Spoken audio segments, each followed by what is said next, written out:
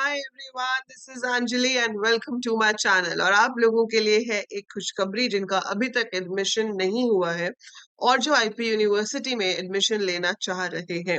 So if you have not got admission in any of the courses और आप चाहते हो कि आप जीजीएस आईपीयू, जी हाँ, गुरु गोविंद इंद्रप्रस्थ यूनिवर्सिटी, उसमें आप एडमिशन ले पाए तो आपको एक आखिरी मौका और दिया जा रहा है। सो काफी बच्चे बार बार पूछ रहे थे कि मैम स्पॉट राउंड 3 होगा या नहीं होगा। सो स्पॉट राउंड 3 की कोई नोटिफिकेशन हमारे पास नहीं आई थी एंड स्पॉट राउंड 3 नहीं है, लेकिन there is a final round और the last round which is going to be there, जिसकी काउंसलिंग होगी ऑफलाइन, राइट। सो जैसे कि आपको पता होगा कि अभी आईपी यूनिवर्सिटी में सीयूईटी की रजिस्ट्रेशंस चल रही थी, ठीक है। अब तो सीयूईटी वालों की रजिस्ट्रेशंस भी हो चुकी हैं।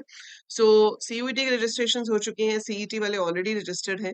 So this is, as you can see, last and final opportunity for admission in various programmes for academic session 2024-25।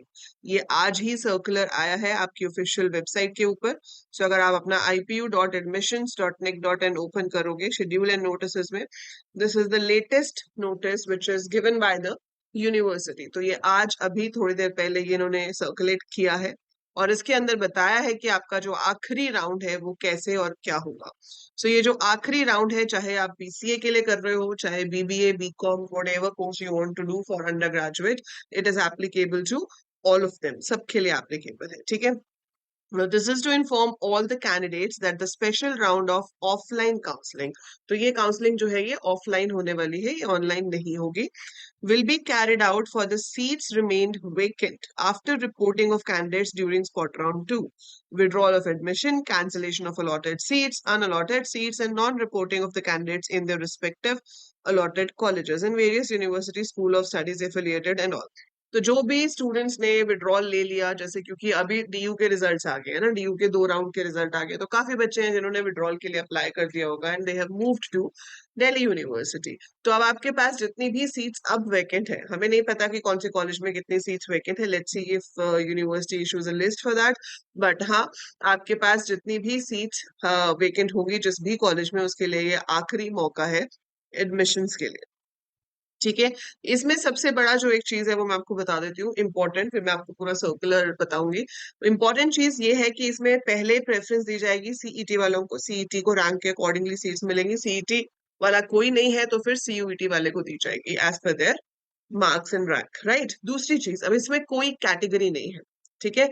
यहाँ पर कोई inside Delhi, outside Delhi, ST, ST कुछ नहीं है, ये सिर्फ आपके पास सीट्स है और आपका रैंक है जिसके बेसिस पे आपको एडमिशन मिलेगी। यहाँ पर कोई कैटेगरी एंटरटेन नहीं की जाएगी। सो इसमें general, outside Delhi, SC, ST, any sort of category is not there.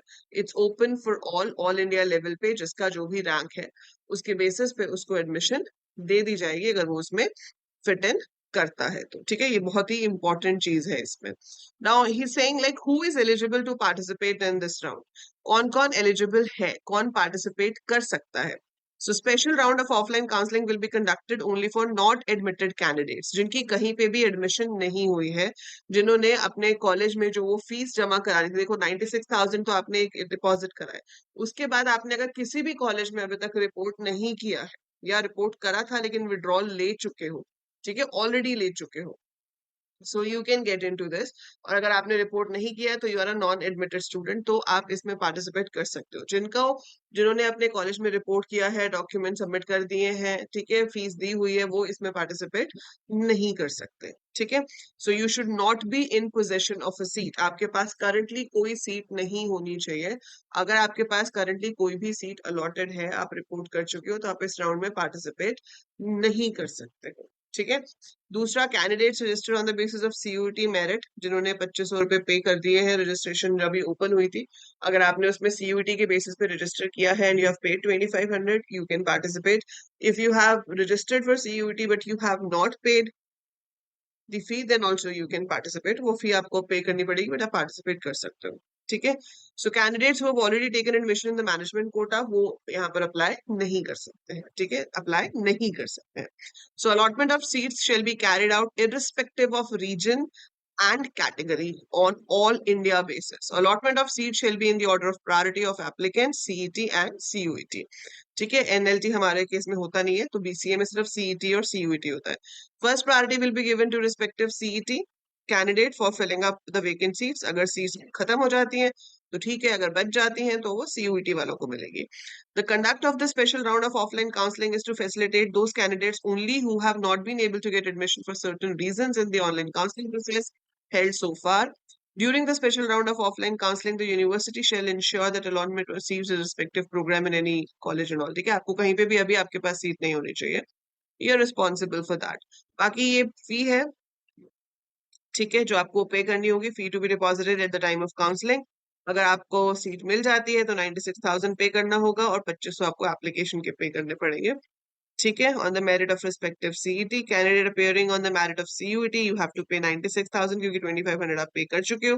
But अगर रजिस्ट्रेशन के टाइम पे आपने 2500 पे नहीं किया था तो आपको वो भी इसके साथ पे करना पड़ेगा, राइट। सो ये हमारे पास मेन मेन चीजें हैं, जो बाकी का सब सेम ही है। सो ये आपके पास आखिरी जो मौका है वो आपको मिल रहा है, ठीक है। Programme wise schedule is given below. तो हमारा जो बीसीए का है ये होगा 3 सितंबर को। सो schedule is also given for your offline counselling. So 3 September all non admitted CET qualified candidates CET rank onwards सुबह 10 बजे 3 सितंबर को आपको जाना है।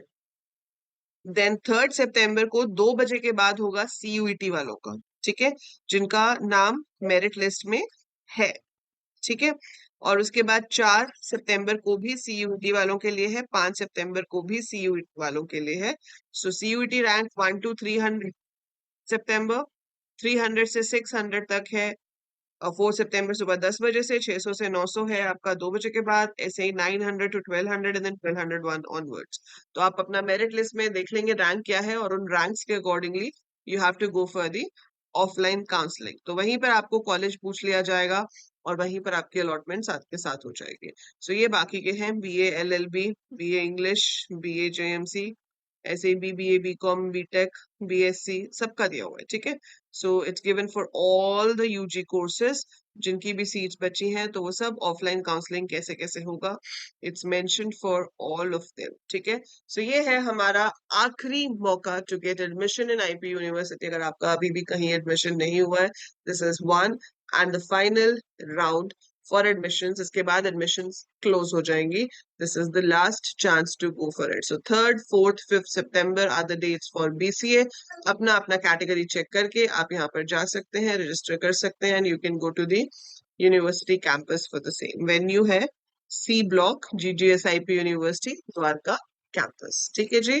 सो all the very best and comment में जरूर लिख के बताना कि किस किस का इस राउंड में एडमिशन हुआ और कौन से कॉलेज में हुआ। I will be waiting for your responses. All the best, take care.